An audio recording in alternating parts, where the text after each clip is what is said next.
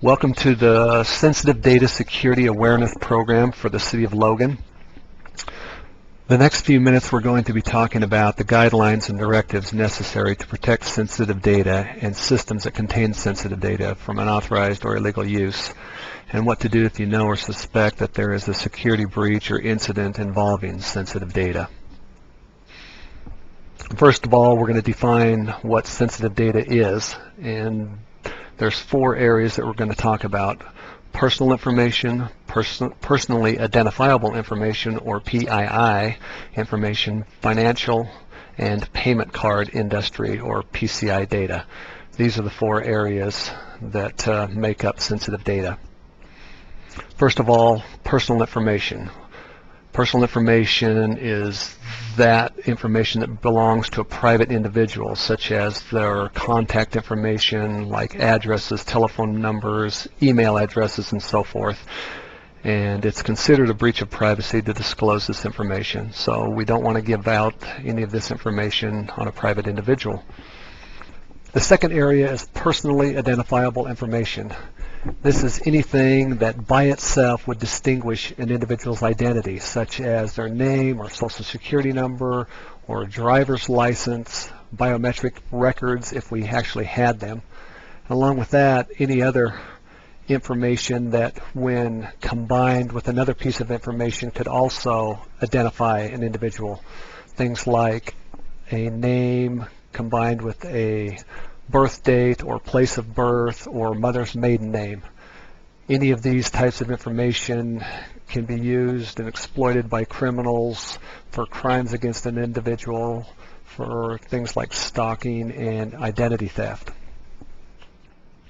Financial information is information such as usernames and passwords that we use to log into systems or accounts, bank account numbers, bank routing numbers, things that appear on checks, that sort of data that would give people information about our banking or financial resources.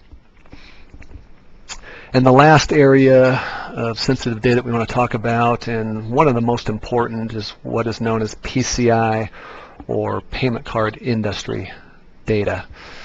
PCI is buzzword, and you may or may not have heard of it, but basically it's an all-encompassing term that was developed by the credit card companies to create a security program to protect credit card data from loss. There was a lot of instances of people's credit cards being lost or stolen, and a lot of credit card fraud going on. And so the credit card companies got together and came up with a security standard known as PCI DSS, or PCI Data Security Standard. And these are standards that all businesses that process credit cards are required to comply with or face severe penalties and fines. And the purpose of this security standard is to protect all the participants in credit card transactions, including the card holder, the merchant who processes the card, the banks, and acquiring banks that and networks that process credit card transactions, service providers, and of course the card brands themselves. So what's involved in PCI compliance? Well, in order to become PCI compliant, there's 6 areas that have to be focused on. First of all, you have to build and maintain a secure network, and this involves things like having a firewall in place to protect the network. Number 2, protecting cardholder data is a given. Number 3, maintaining a vulnerability management program involves things like having virus protection on our computers. Number 4, implementing strong access control measures means only allowing access to sensitive data to those who absolutely need it, and using strong passwords, that type of thing. Number 5, monitor and testing networks is a requirement. Every quarter we have to have our network scanned to make sure that they are not vulnerable to security breaches.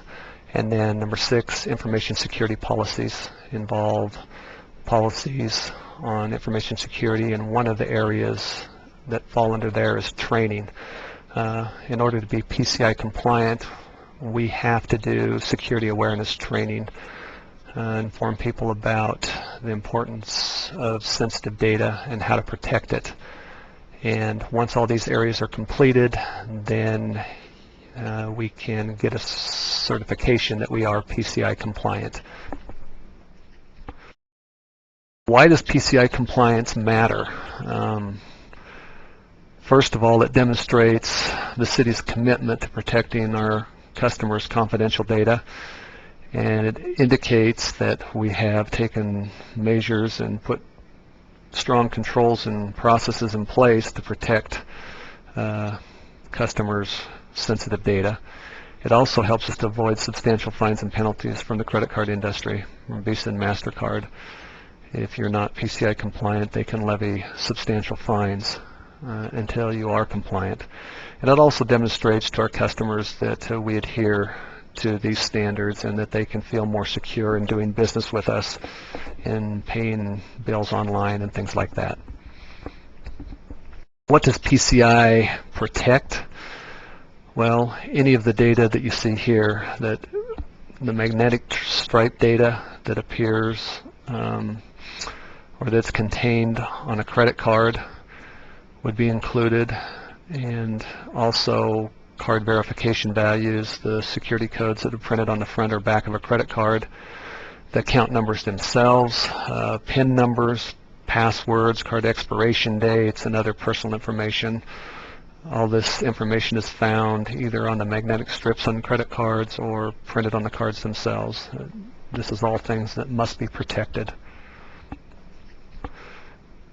What is really at risk if this information isn't protected? Well, obviously for the Logan City, if this information is lost or stolen, there's unwanted media attention and a loss of reputation and public confidence. You don't want to be on the front page of the paper or on the nightly news stating that Logan City has lost sensitive data for customers. And then there's obviously lost revenue and financial damages that result from these type of security breaches. Lawsuits inevitably follow, and then there's substantial penalties and fines from Visa and MasterCard if you lose data or if you're not compliant.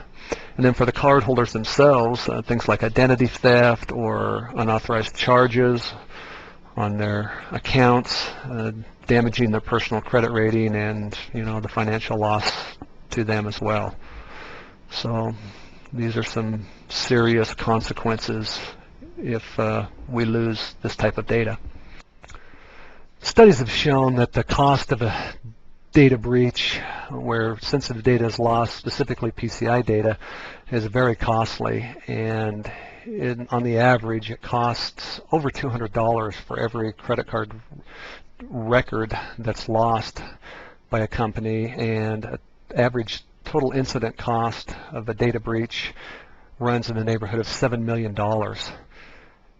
And then there's also fines up to $500,000 for an incident where PCI data is lost that are levied by Visa and MasterCard potentially. In addition to that, it's not just PCI data that can cost significant amounts of money, but according to the Utah Code, we can also be fined civilly up to $100,000. It's prosecuted by the State Attorney General's office if we lose personally identifiable information.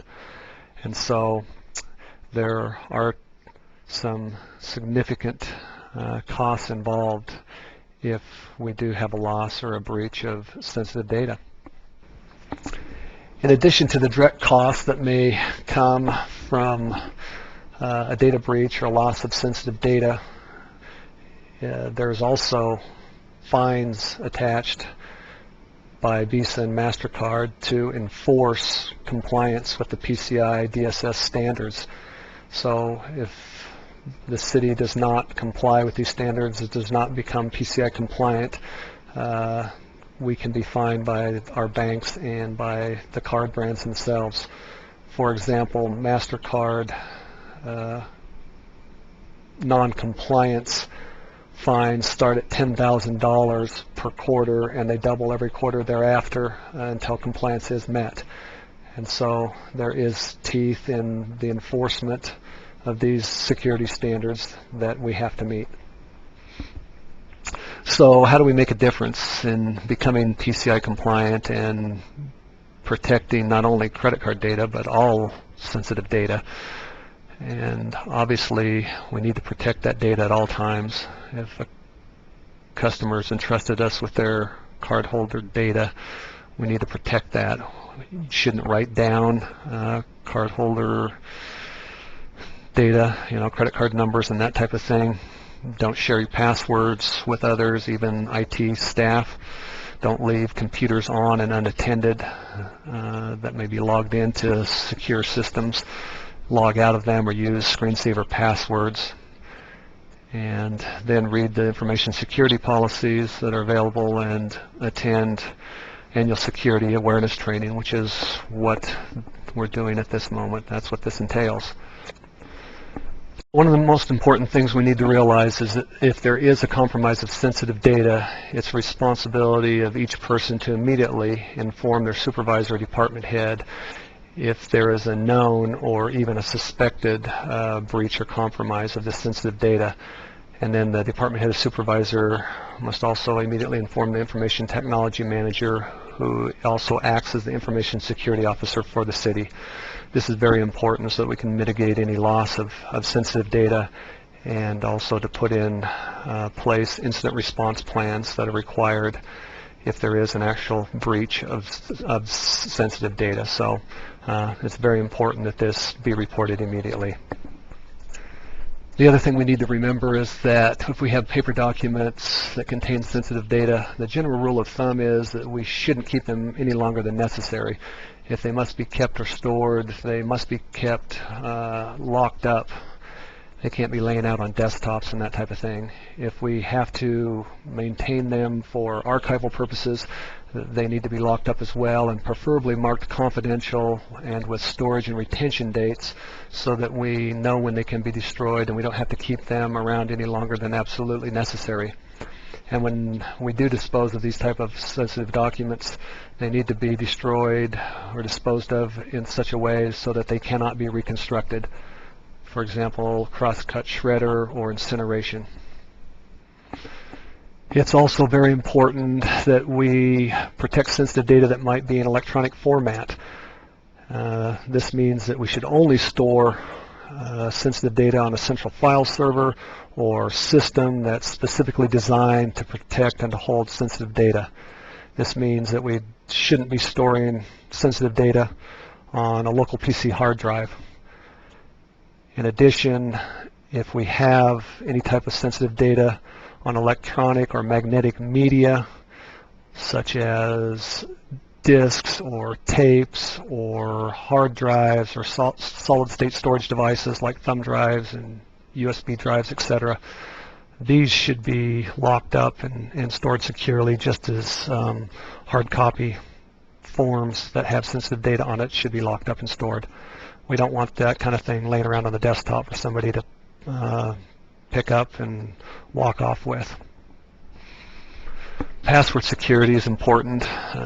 Some common things with that: use passwords that have a minimum of 7 characters. Keep your password secure using alphanumeric and special characters, like an example here, L0G at N, capital IS, the number or the pound sign, and 1. So Logan is number 1.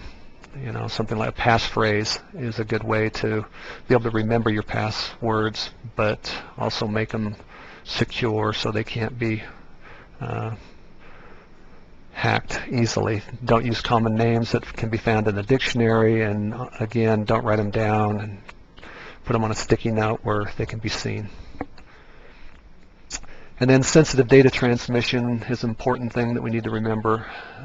Never send sensitive data through email.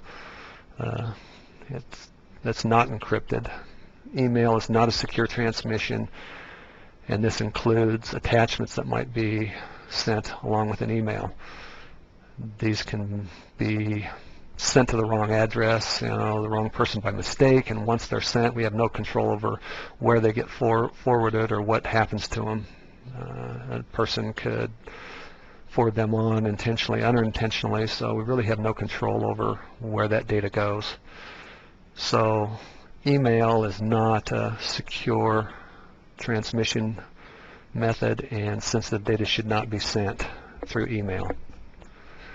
The actual sensitive data policy can be found in PDF format on the web page where this training was started.